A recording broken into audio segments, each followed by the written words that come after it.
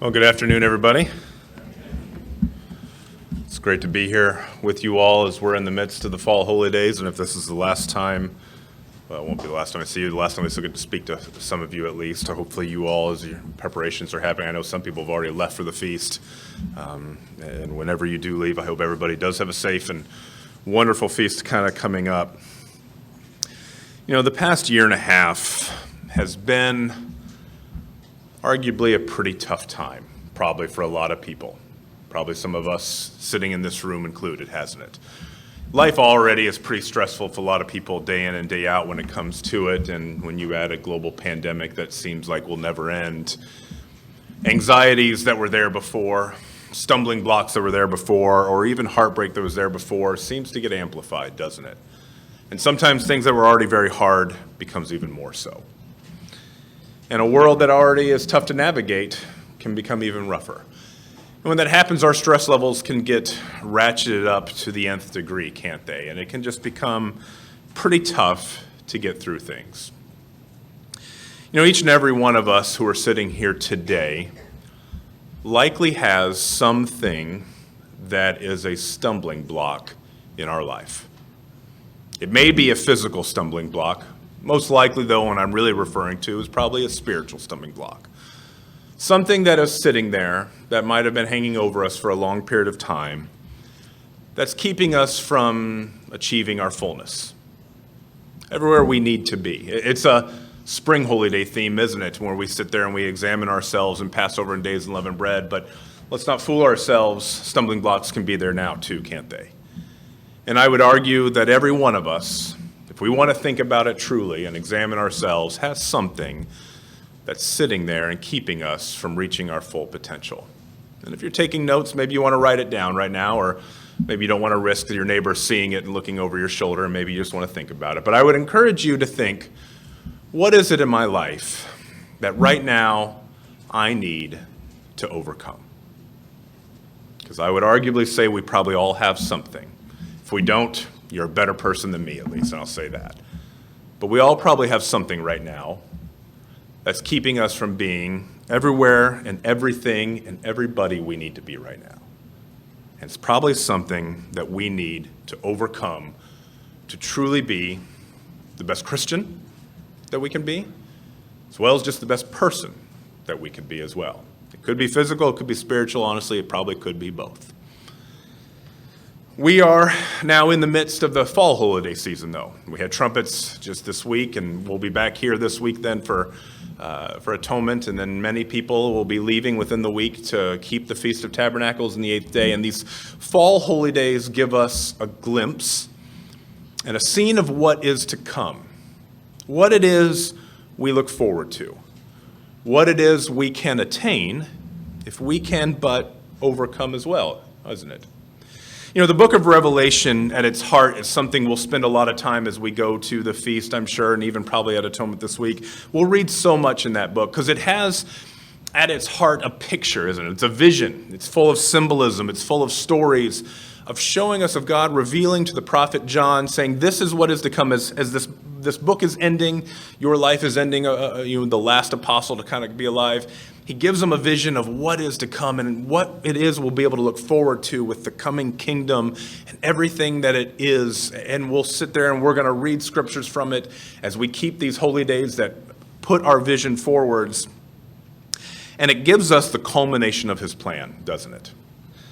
But it starts with a message to a church in that day. I know I've hit Revelation 2 and 3 pretty hard, having traveled to Turkey this year and seen the 7 churches, but I'll be honest, I'm fascinated by it. Because Revelation 2 and Revelation 3 is this message. He says, before I'm going to tell you and give you this massive vision of everything that is to come, most of it you probably won't even understand. I'm going to start with a message to 7 churches who exist right now who need some help. Some more than others. But he starts with a message saying, if you want to see all this that I'm going to show you in this vision, John, first I mean to make sure you got to get there. And to do that, I've got to give these churches instruction, because these churches who sit here on Western Anatolia, on Turkey, who are vibrant churches who are existing in that day, they're just like the churches we see now, us included. And they all were dealing with something different. And all of them needed to work on something to some degree. Even though two of them don't have a condemnation, even two of them are not told anything they do wrong, all of them are given a very specific instruction. Because at the end of every one of those churches in Revelation 2 and 3, God, speaking through John, ends by saying, to he who overcomes, and he gives them a specific praise. Even Smyrna, even Philadelphia, neither of which is given something they're doing wrong. They're told, to you who overcomes, to he who overcomes, and they're given a theme. They're given a vision. They're given something they can look forward to. But that's not what's so amazing about it. What's really amazing of those 7 is the last church, Laodicea, which has not said anything positive about it. There is nothing good spoken about the church at Laodicea.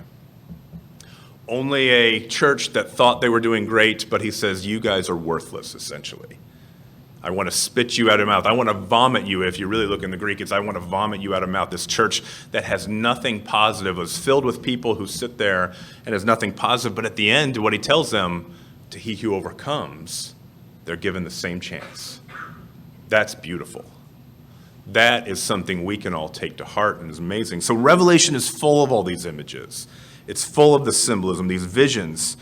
But at its heart, Revelation is a story of God's plan. That's all it is. You can get wrapped up in seals, you can get wrapped up in visions and all these things, and we do, and we try to understand it because what it is him just saying, this is the plan that's coming. This is a vision of what you have to look forward to. Life's going to be tough. But if you want to be there, this is what it's going to look like, and you should keep these holy days to have that picture. But first, to these 7 churches here, I'm going to give you a picture. I'm going to tell you how to be there. And he talks to every 7 specifically of what they need to do to get there. And at the end, every 7 of them is given that condemnation. He says, to he who overcomes, to the church at Ephesus, he tells them, I'll give you the tree of life. To the church at Smyrna, he says, if you overcome, you will not be hurt by the second death. To Pergamum, he says, I'll give you hidden manna to eat. To Thyatira, this church that didn't do very well, he says, I will give you power over the nations. To Sardis, they will be clothed in white garments and not blotted out from the book of life. Philadelphia says they will be made a pillar in the temple of God. And Laodicea, who had nothing good spoken about them, says, if you overcome, you will be able to sit on my throne. How beautiful is that for these people? Some good, some bad, but all those churches had individuals sitting there just like you and me who had something in their life that they were struggling with. Some more overt probably than others as we read through those accounts, and obviously Mr. Creech is doing a great job of going through all those, but think about that when you read that, every one of these churches were real people sitting there in that time that had something they had to overcome, but he's saying, I've given a promise for you.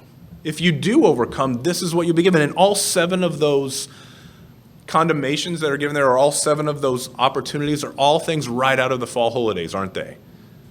Free from the second death, the tree of life being brought back, power over the nations, that millennial reign, even sitting on my throne. If you just overcome whatever it is you have, whatever it is that sits in your life that keeps you from doing what you need to do. And we've all got that, don't we? That's a physical something.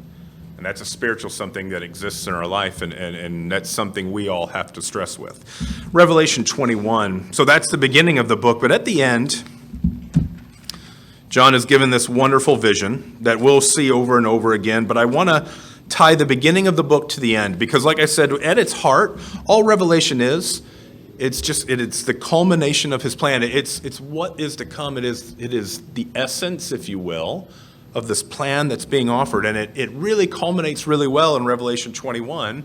Verse 1 starts out and says, Now I saw a new heaven and a new earth, for the first heaven and the first earth had passed away, and there was no more sea. This is it. This is what it's all about. After Satan is put away, after the great white throne judgment of the 8th day, after the people are resurrected, after Christ is returned, what it really comes down to is there's going to be a new heaven. And there's going to be a new earth, and there's going to come down, verse 2, and I, John, saw the holy city, New Jerusalem, coming down out of heaven from God, prepared as a bride adorned for her husband.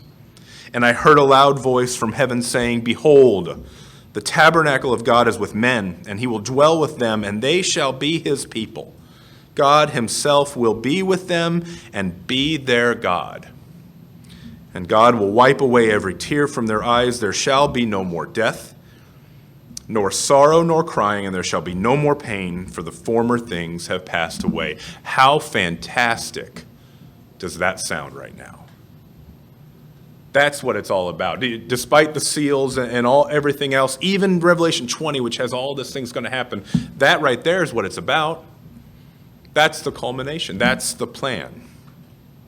And in verse 5, God kind of steps away a little bit. He's giving all this to John. He's given John this vision. John probably doesn't even understand the complexity to it, but he gets it nonetheless.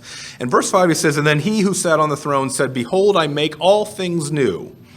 And he said to me, Write these words. So God's kind of stepping back with John a little bit. So he shows them what this new heaven and new earth, this new Jerusalem is coming down. And he steps away and says, Write these words, because they're true and faithful. And he said to me, It is done.